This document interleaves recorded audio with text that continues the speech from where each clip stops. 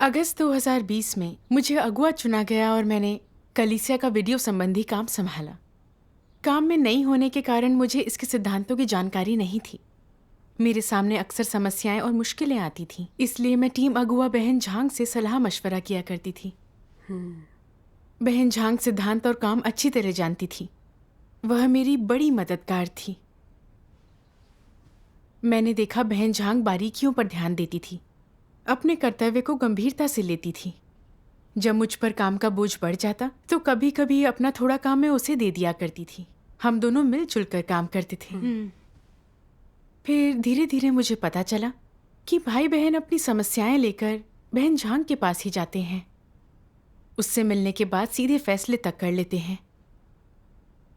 इन हालात से मैं बड़ी नाखुश रहती। मन ही मन सोचती, यूं ही चलता रहा तो क्या मैं अगुआ का अपना पद नहीं खो दूंगी? ये नहीं चलेगा। भविष्य में मुझे सौंपा गया सारा काम खुद ही संभालूंगी। बहन झांग से मदद नहीं मांगूंगी, वरना दूसरे सब लोग समझेंगे कि वह बहुत बढ़िया प्रतिभाशाली कार्य करता है। एक बार बहन झांग को पता चला कि एक भाई वीडियो निर्माण कार्य में बहुत धीमा है। जांच करने पर पता चला कि उसका कौशल सही स्तर का नहीं था। वह सिद्धांत खोजे बिना अपना कर्तव्य निभाता और अक्सर काम दोबारा करना पड़ता।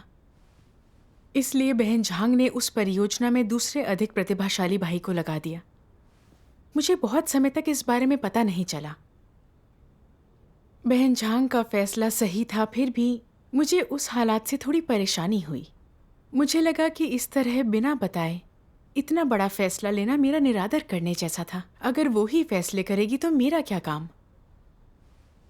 बाद में मैंने उससे पूछा कि उसने मुझे इसकी सूचना क्यों नहीं दी। हैरानी हुई जब उसने कहा व्यस्त थी, बताना भूल गई। उसकी बात सुनकर मैं अपना आपा खो बैठी।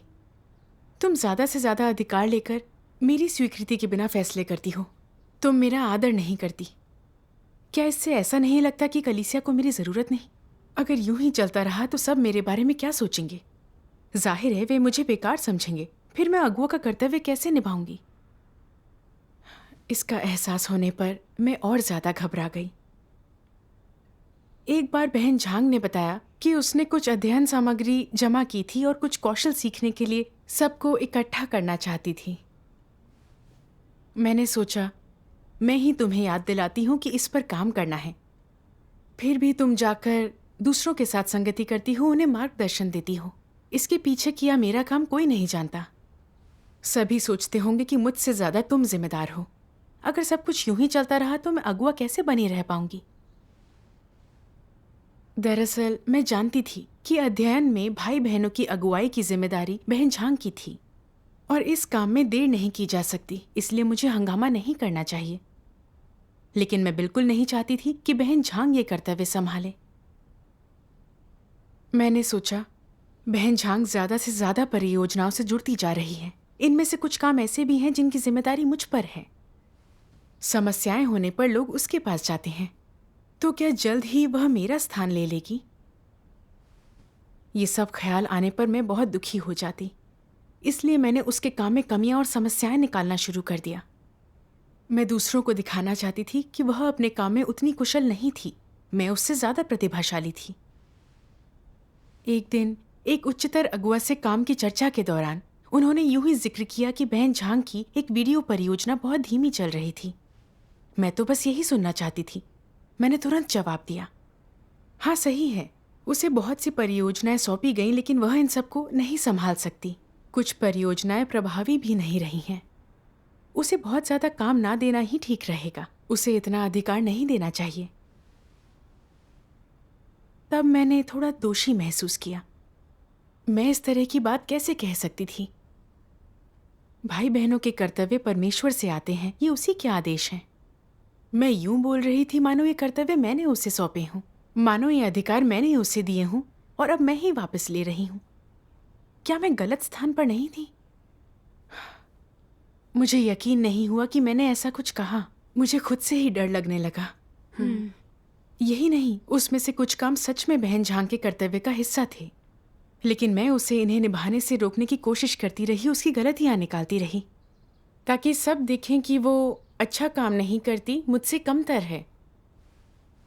फिर चिंतन करते हुए मैंने सोचा कि मैं इतनी घिनौनी कैसे हो सकती हूँ। फिर मैं अपनी हालत से मेल खाते हुए परमेश्वर के अंश खोजने लगी। मुझे एक अंश मिला जिसमें परमेश्वर मसीह विरोधियों को उजागर करता है। मैं पढ़कर सुनाती हूँ। ठीक है।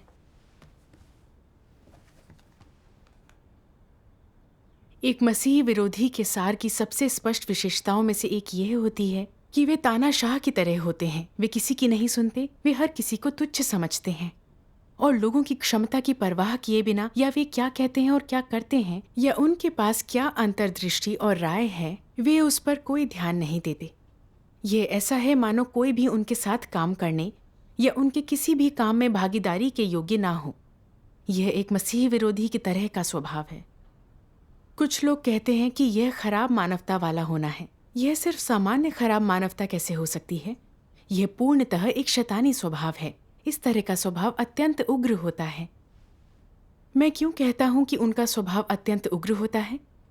मसीह विरोधी कलीसिया और परमेश्वर के घर के हितों को पूरी तरह अपनी व्यक्तिगत संपत्ति मानते हैं, जिसका प्रबंधन बिना किसी के हस्तक्षेप के उन्हीं के द्वारा किया जाना चाहिए। कलीसिया के घर का कार्य करते समय वे केवल अपने हित, हैसियत और अपनी छवि के बारे में सोचते हैं। वे किसी को भी अपने हितों को नुकसान नहीं पहुंचाने देते। जिसमें क्षमता है और जो अपने अनुभवों और गवाही के बारे में बात करने में सक्षम है, उसे अपने रुतबे और प्रतिष्ठा को जोखिम में डालने देने की तो बात ही छोड़ दें। जब थोड़ा कार्य करके कोई अलग दिखने लगता है, जब कोई चुने हुए लोगों को सिखाने और उन्हें सहारा देने के लिए सच्चे अनुभवों और गवाही की बात करने में सक्षम होता है और सभी से बड़ी प्रशंसा अर्जित करता है, तो मसीही विरोधियों के मन में ईर्ष्या और नफरत बढ़ जाती है।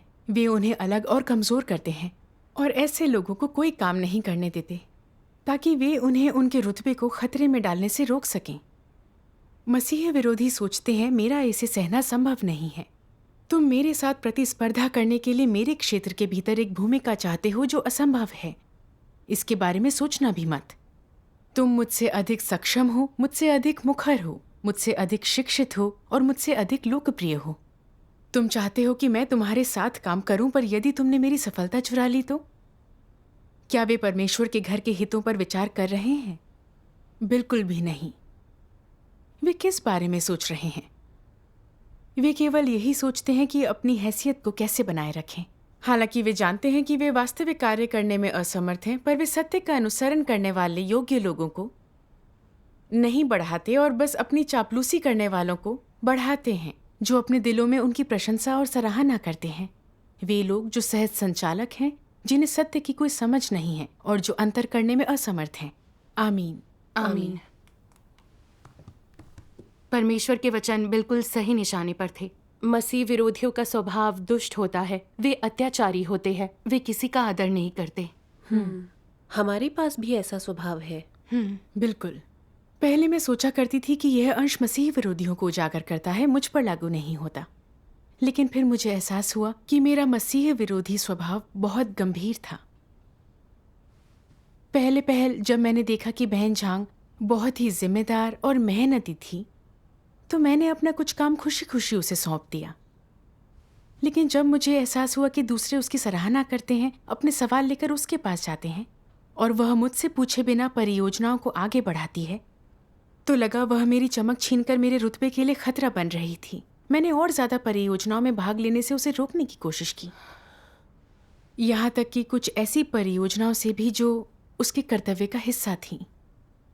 डर था कि उसने अच्छा काम किया तो लोग उसकी सराहना करेंगे, तुलना में मैं बदतर लगूंगी, शायद अगुआ का अपना रुतबा गवा बैठूं।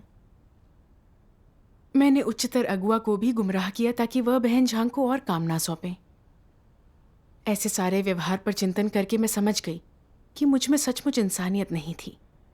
मैं अपना रुतबा बनाए रखने के लिए साफ तौर पर दूसरों को बाहर रख रही थी। मसीह विरोधियों के लिए अधिकार ही सब कुछ है। कभी भी परमेश्वर के घर के कार्य का ध्यान नहीं रखते। वे जो भी काम करते हैं उसमें सिर्फ अपने रुतबे की परवाह करते हैं। जब कोई ज्यादा प्रतिभाशाली व्यक्ति उनके रुतबे के लिए खतरा बनता है, तो वे उसे दबाने और अलग करने की कोशिश करते हैं। अपनी जिम्मेदारी के किसी भी कर्तव्य में उन्हें कोई अहम भूमिका नहीं निभाने देते। क्या मेरा व्यवहार मसीह विरोधी से थोड़ा भी अलग था? मैं यूं करती मानो कलीसिया का कार्य मेरी निजी संपत्ति हो। कर्तव्य किन्हें सौंपने हैं, किन्हें कितना काम सौंपना है, इस पर विचार करते समय मुझे फिक्र होती कि क्या उनसे मेरे रुतबे और शोहरत को खतरा था। मैं जरा भी नहीं सोचती कलीसिया के कार्य पर इसका क्या असर पड़ेगा। मैं अपना रुतबा बनाए रखने के लिए लोगों को दबाकर उन्हें अलग थलग कर रही थी। मेरा स्वभाव बहुत ही दुष्ट और बहुत ही बुरा था। फिर मुझे ये अंश नजर आया। जब कोई व्यक्ति किसी ऐसे व्यक्ति को देखता है जो उनसे बेहतर है, तो अपनी जगह बचाए रखने के लिए उन्हें नीचे गिराने की कोशिश करता है, अफवाहें फैलाता है या उन्हें बदनाम करने के लिए कुछ खास तरीकों का इस्तेमाल करता है, यहाँ तक कि उन्हें रौंदता है। ये किस तरह का स्वभाव है? यह केवल अहंकार नहीं है, यह दुष्टों का स्वभाव है। यह व्यक्ति अपने से बेहतर और मजबूत लोगों पर हमला कर सकता है और उन्हें अलग थलग कर सकता है। यह कपटपूर्ण और बुरा है। वह लोगों को नीचे गिराने के लिए कोई कसर नहीं छोड़ेगा। यह दिखाता है कि उसके अंदर का दानव काफी बड़ा है। शैतान के स्वभाव के अनुसार जीते हुए संभव है कि वह लोगों को कमतर दिखाए, उन्हें फंसाने की कोशिश करे। क्या ये कुकर्म नहीं है? इस तरह जीते हुए वह अभी भी सोचता है कि वह अच्छा इंसान है। फिर भी जब वह अपने से अधिक मजबूत व्यक्ति को देखता है तो संभव है कि वह उसे परेशान करे। यहाँ मुद्दा क्या है? ऐसे लोगों में क्या अच्छा है? क्या यह ऐसा व्यक्ति नहीं जो कभी भी बुराई कर सकता है? और ऐसा करके क्या वह अपनी इच्छानुसार कार्य नहीं कर रहा? क्या वह परमेश्वर के घर के हितों पर कोई ध्यान देता है? वह केवल अपनी भावनाओं के बारे में सोचता है। वह केवल अपने रुतबे और प्रतिष्ठा का ख्याल करता है और केवल अपना लक्ष्य पाना चाहता है। वह परमेश्वर के घर के कार्य को पहुंचाए नुकसान की परवाह नहीं करता और अपने रुतबे और प्रतिष्ठा की रक्षा के लिए परमेश्वर के घर के हितों का बलिदान करना पसंद करता है। क्या ऐसे लोग अभिमानी, आत्मतुष्ट, स्वार्थी और नीच नहीं होते? वे न केवल अभिमानी और आत्मतुष्ट होते हैं पर स्वार्थी और नीच भी होते हैं। उन्हें परमेश्वर की इच्छा का ध्यान नहीं है। क्या ऐसे लोगों को परमेश्वर का कोई डर है? उन्हें परमेश्वर का जरा भी भय नहीं होता। यही कारण है कि वे निरंकुशता से आचरण करते हैं और मनमानी करते हैं। उनमें दोष का कोई बोध नहीं होता, कोई घबराहट नहीं होती, कोई भी भय या चिंता नहीं होती और वे परिणामों पर भी विचार नहीं करते। यही वे अक्सर करते हैं। उन्होंने हमेशा ऐसा आचरण किया होता है। इसका परिणाम क्या होता है? वे मुसीबत में पड़ जाएंगे। इस तरह के लोग ईर्ष्यालु होते हैं और उनमें निजी प्रसिद्धि और हैसियत की आकांक्षा होती है। वे धोखेबाज और धूर्त होते हैं। कठोर ढंग से कहें तो समस्या का सार ये है कि इस तरह के लोगों के दिलों में परमेश्वर का डर नहीं होता। वे खुद को पहले रखते हैं और अपने हर पहलू को परमेश्वर से ऊंचा और सत्य से बड़ा मानते हैं। उनके दिलों में परमेश्वर जिक्र करने के योग्य नहीं है और महत्वहीन है। उनके दिलों में परमेश्वर का बिल्कुल भी कोई महत्व नहीं होता। क्या वो लोग सत्य का अभ्यास कर सकते हैं जिनके हृदयों में परमेश्वर के लिए कोई जगह नहीं है और जो परमेश्वर में श्रद्धा नहीं रखते? बिल्कुल नहीं। इसलिए जब वे सामान्यतः मुदित मन से खुद को व्यस्त बनाए रखते हैं तब वे क्या कर रहे होते हैं? ऐसे लोग यह दावा करते हैं कि उन्होंने परमेश्वर के लिए सब कुछ त्याग दिया है और बहुत अधिक दुख झेला है, लेकिन वास्तव में उनके सारे कृत्य, निहित प्रयोजन, सिद्धांत और लक्ष्य सभी खुद के रुतबे और प्रतिष्ठा के लिए हैं। वे केवल सारे निजी हितों की रक्षा करने का प्रयास कर रहे हैं। तुम लोग ऐसे व्यक्ति को बहुत ही बेकार कहोगे या नहीं? किन लोगों को वर्षों तक परमेश्वर पर विश्वास करने के बाद भी उसका भय नहीं होता? क्या वे अहंकारी और शैतान नहीं हैं? और किन में परमेश्वर का भय सबसे कम होता है? जानवरों के अलावा दुष्टों, मसीह विरोधियों, दानवों और शैतान में। उनमें परमेश्वर से लड़ने की धृष्टता होती है, उसके भय से रहित होते हैं। वे किसी भी बुराई को करने में सक्षम हैं। वे परमेश्वर के शत्रु और उसके चुने हुओं के शत्रु हैं। आमीन। आमीन। आमीन। परमेश्वर के वचन पढ़कर मुझे लगा मानो वह वही है, मेरा न्याय कर रहा है और मेरे घमंडी और कपटी प्रकृति को उजागर कर रहा है। बहन झांग जो कार्य संभाल रही थी उसमें बड़ी समस्याएं नहीं थीं, लेकिन वह मेरे रुतबे के लिए खतरा थी, तो मैंने उसे दबाने का तरीका ढूंढा। बहन झांग को उच्चतर अगुआ के सामने नीचा दिखाया और ये मैंने इस उम्मीद में किया कि वे उसे पहले से कम काम देंगी। फिर उसे दूसरों से ज्यादा सराहना नहीं मिलेगी, ना ही वो मेरी जगह ले सकेगी। मैं अपना रुतबा मजबूत करने के लिए कोई भी दुष्कर्म करने को तैयार थी। मेरे दिल में परमेश्वर का जरा भी डर न था। हर व्यक्ति अपनी सोचे बाकियों को शैतान ले जाए। केवल एक ही अल्फा पुरुष हो सकता है जैसे शैतानी जहर के साथ मैं जी रही थी। मेरी प्रकृति स्वार्थी, घिनौनी और घमंडी थी। मैंने अत्याचारी और तानाशाह सीसीपी जैसे कर्म किए। मेरे अधिकार और रुतबे के लिए खतरा बनने वाले इंसान को दबाया और अलग थलग कर दिया। मैं खास तौर से उन भाई बहनों को दबाती थी जो प्रतिभाशाली थे, अपने काम में प्रभावी थे। मैंने अपना अधिकार जमाने, लोगों से अपनी सराहना करवाने और उनके दिल में रहने की कोशिश की।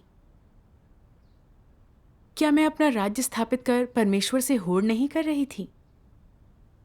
मैं दुराचार और परमेश्वर का प्रतिरोध करके मसीही विरोधी के मार्ग पर चल रही थी। मैंने उन मसीही विरोधियों के बारे में सोचा जो अपने रुतबे के लिए लोगों को दंड देने और उन पर अत्याचार करने के तरीके का इस्तेमाल करते। रुतबे के लिए खतरा बनने वालों के साथ पाँव में लगे कांटे की तरह पेश आते, उन पर गलत आरोप लगाते, दंड देते और निष्कासित होने तक उन्हें नहीं छोड़ते, और तमाम दुराचार करने के बाद निकाल बाहर किए जाते। सही है। अगर मैं ऐसा ही करती रही, प्रायश्चित ना किया, तो क्या आखिर में मेरा हश्र भी उन जैसा नहीं होगा? पिछले 2 सालों में परमेश्वर ने संगति की है कि मसीह विरोधियों को कैसे पहचानें, मसीह विरोधी के मार्ग पर चलने से कैसे बचें। सत्य के इस पहलू पर परमेश्वर ने स्पष्टता से संगति की है ताकि हम मसीह विरोधियों को पहचान सकें, अपने मसीह विरोधी व्यवहार के बारे में आत्मचिंतन कर सकें और सत्य, प्रायश्चित और बदलाव का अनुसरण कर सकें। सही है। लेकिन मैंने काम में अपने मसीह विरोधी स्वभाव को ठीक करने पर ध्यान नहीं दिया। ये भी नहीं सोचा कि अपने कर्तव्य सही ढंग से कैसे निभाऊं, बल्कि रुतबे के लिए होड़ लगाती रही। अपने कर्तव्य से निजी उद्यम जैसे पेश आई, मानो ये रुतबा हासिल करने और भाई बहनों की सराहना पाने का जरिया हो। अपने कर्तव्य में मुझे संपूर्ण अधिकार चाहिए थे। मैं अपनी आकांक्षाओं में बह गई।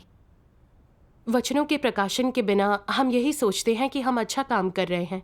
हमें एहसास नहीं होता कि हमारा मसीह विरोधी स्वभाव कितना गंभीर है। बिल्कुल। आपने अपने हालात को कैसे सुधारा? हाँ, एक बार मेरी नज़र परमेश्वर के वचनों के 2 अंशों पर पड़ी जिनसे बड़ी मदद मिली। आइए साथ मिलकर देखें। ठीक है।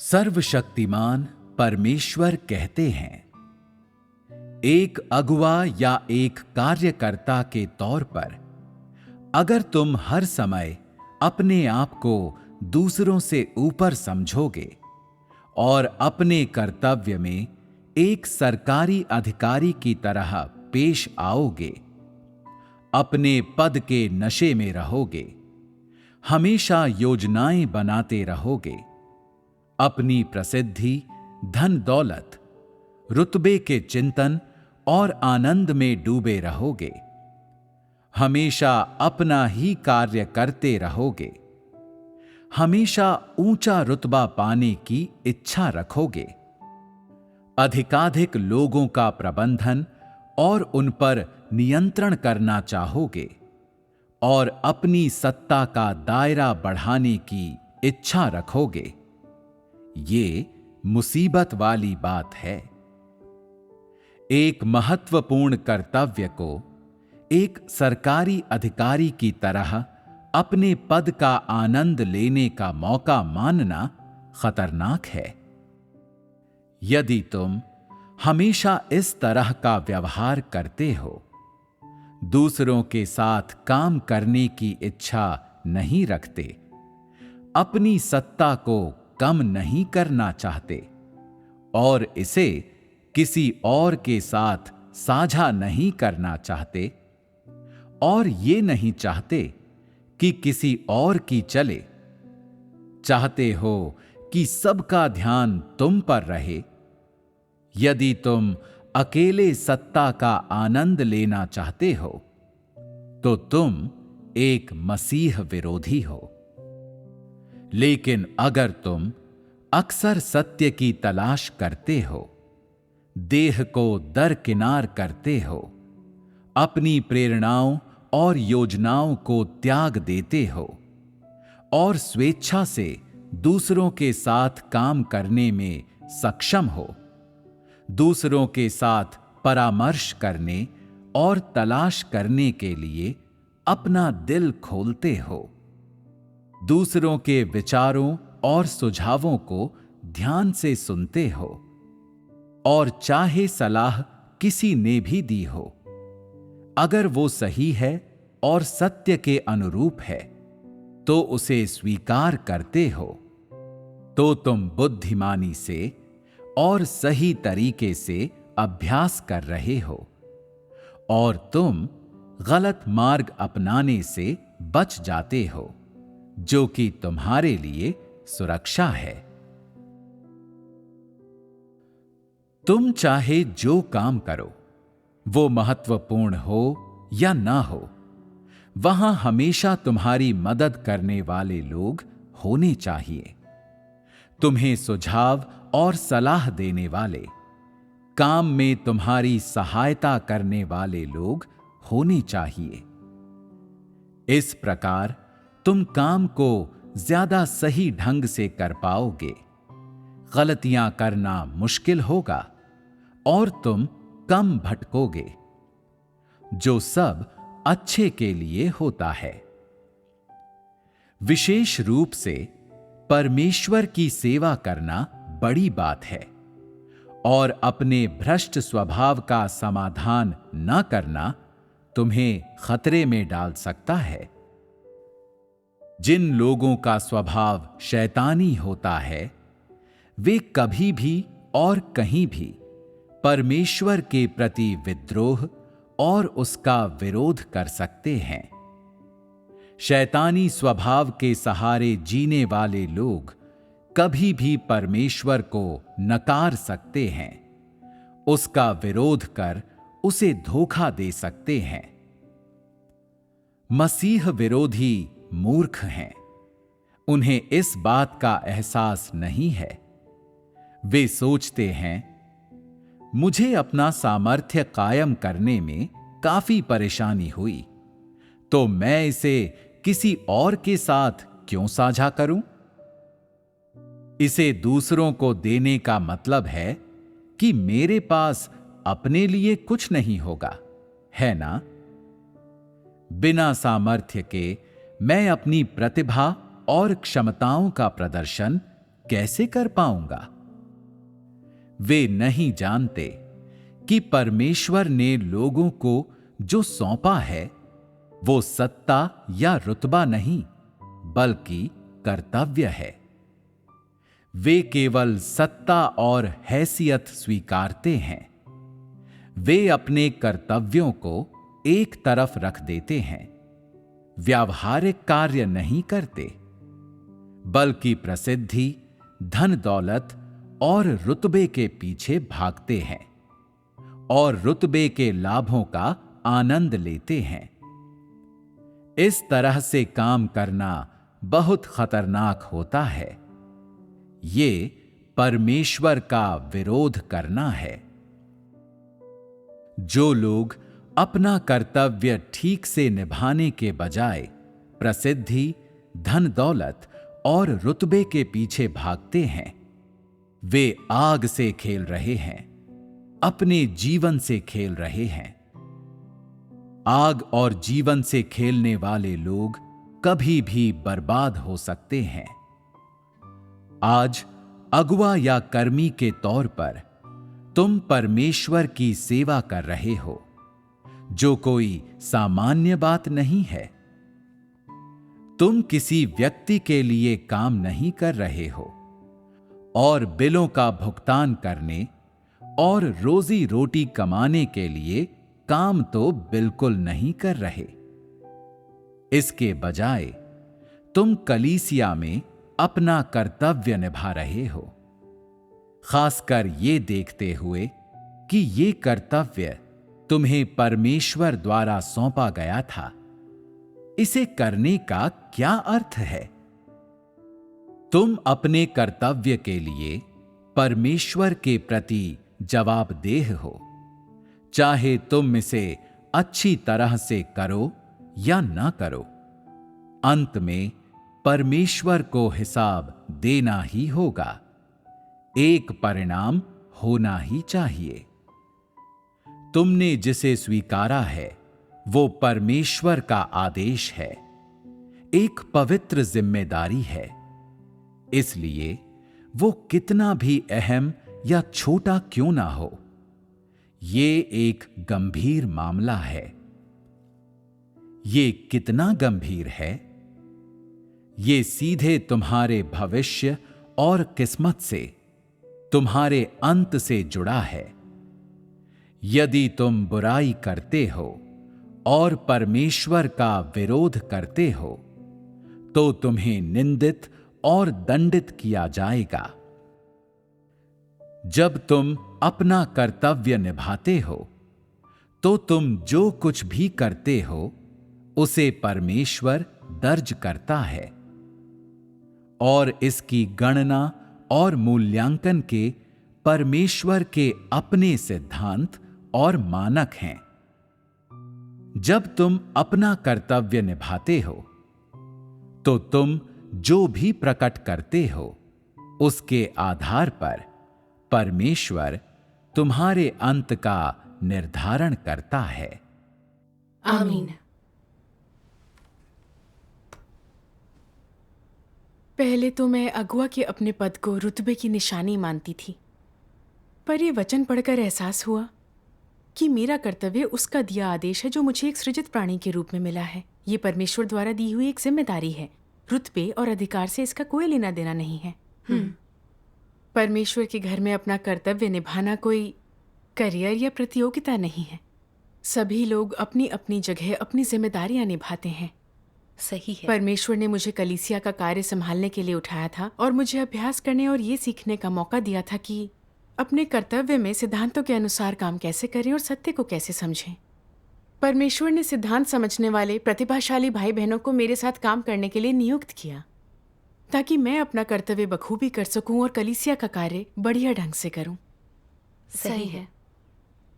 मैं परमेश्वर की उम्मीदों पर खरी नहीं उतरी। मैंने सत्य का अनुसरण करने और मिलजुल कर काम करने पर ध्यान नहीं दिया। इसके बजाय रुतबे को संजोया। अपना रुतबा बचाए रखने के लिए दूसरों का दमन किया। भाई बहनों से अभ्यास का मौका तक छीन लिया। दूसरों को नुकसान पहुंचाया और परमेश्वर के घर का कार्य भी बिगाड़ा। अपने बर्ताव के आधार पर मैं एक अगुआ बनने लायक नहीं थी। मैं इस गलत राह पर चलते नहीं रहना चाहती थी। बस ईमानदार और व्यवहारिक ढंग से अपनी जिम्मेदारियां, अपने कर्तव्य निभाना चाहती थी। आमीन। फिर मैं अपने कर्तव्य में और ज्यादा लगन दिखाने लगी।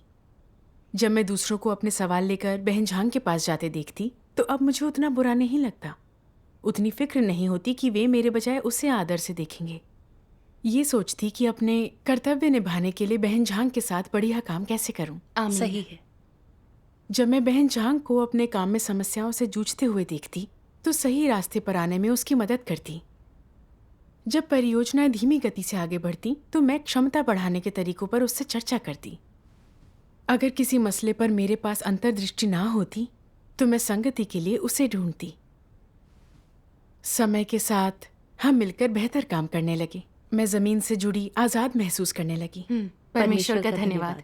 मिलकर काम करने से हमें हमारे कर्तव्य के अच्छे परिणाम और परमेश्वर के आशीष मिलते हैं। सही है। मुझे परमेश्वर के वचनों का ये अंश भी याद आया। पढ़कर सुनाती हूँ। ठीक है। अगुआ होने का अर्थ केवल समस्याएं सुलझाने के लिए सत्य का इस्तेमाल करना सीखना नहीं है, बल्कि प्रतिभाशाली लोगों को पहचान उन्हें विकसित करना भी है, जिनसे ना ईर्ष्या करो ना उनका दमन करो। इस तरह अपना काम करना आसान हो जाता है। अगर तुम अपने सभी कार्यों में सहयोग करने के लिए सत्य के कुछ अनुयायी तैयार कर सको और तुम्हारे पास अनुभवात्मक गवाहियां हों, तो तुम एक योग्य अगुआ होगे। यदि तुम हर चीज में सिद्धांतों के अनुसार काम कर सको, तो तुम अपनी निष्ठा के अनुरूप जी रहे होगे। कुछ लोग हमेशा इस बात से डरे रहते हैं कि दूसरे लोग उनसे बेहतर और ऊंचे हैं, दूसरों का सम्मान होगा, जबकि उन्हें अनदेखा किया जाता है। इसी वजह से वे दूसरों पर हमला करते हैं और उन्हें अलग कर देते हैं। क्या ये प्रतिभावान लोगों से ईर्ष्या करने की बात नहीं है? क्या ये स्वार्थी और निकृष्ट होना नहीं है?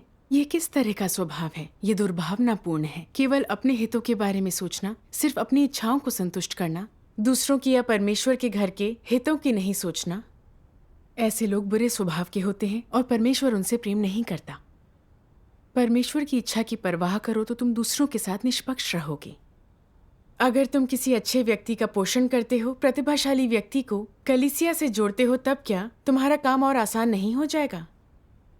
तब कर्तव्य के निर्वहन में तुमने निष्ठा के अनुरूप काम नहीं किया होगा। यह परमेश्वर के समक्ष एक अच्छा कर्म है। एक अगुआ में इतना बुनियादी विवेक और सूझबूझ अवश्य होनी चाहिए। आमीन। आमीन। आमीन। इन वचनों से मैंने जाना कि प्रतिभाओं का पोषण करना अगुआ की जिम्मेदारी है। ये परमेश्वर के घर के कार्य की जरूरत भी है। इस अनुभव से समझी कि ये कितना सार्थक कार्य है। एक तरह से ये परमेश्वर के घर के संपूर्ण कार्य के लिए फायदेमंद है और ज्यादा लोगों को कर्तव्य निर्वाह में अपनी प्रतिभा दिखाने और परमेश्वर के घर के कार्य को आगे बढ़ाने का मौका देता है। दूसरी ओर ये भाई बहनों को अभ्यास करने का मौका देता है, जिससे उनके जीवन प्रवेश को लाभ होता है। ये सब सत्कर्म है और परमेश्वर इन्हें याद रखेगा। बिल्कुल। साथ मिलकर काम करते समय बहन झांग मेरे लिए बहुत मददगार थी। उसने कुछ सिद्धांत समझने और थोड़ा आगे बढ़ने में मेरी मदद की और हमारा काम बहुत आसानी से होने लगा। मेरी संगति से बहन झांग ने भी उन क्षेत्रों में सुधार किए जिनमें वह कमजोर थी और उसने थोड़ा प्रवेश पाया। मैंने जाना कि परमेश्वर की अपेक्षाओं का अनुसरण और दूसरों के साथ काम करना सीखना कितना अहम है। सिर्फ इसी तरह हम अपने कर्तव्य अच्छे ढंग से निभा सकते हैं। बिल्कुल। इस अनुभव के जरिए मैंने अपने शैतानी स्वभाव और बेतुके नजरिए की थोड़ी समझ हासिल की और धीरे धीरे रुतबे की परवाह छोड़कर अपना कर्तव्य अच्छे से निभा सकी। ये मेरे लिए परमेश्वर का उद्धार था। परमेश्वर का परमेश्वर धन्यवाद। का धन्यवाद।